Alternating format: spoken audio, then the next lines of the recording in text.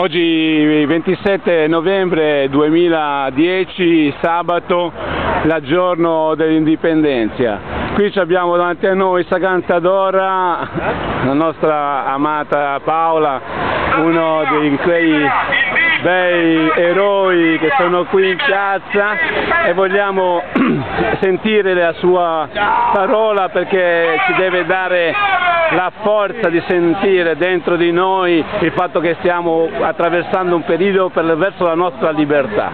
Saluti a tutti, è importantissimo essere qui oggi, perché è una scelta che tutti noi abbiamo fatto di esserci, nessun capo, nessun padrone ci ha detto dovete andare, ed è il primo atto sincero di autodeterminazione che fa un gruppo orizzontale di organizzatori, coinvolgendo tutti i cittadini che ci sono alle mie spalle in questa marcia.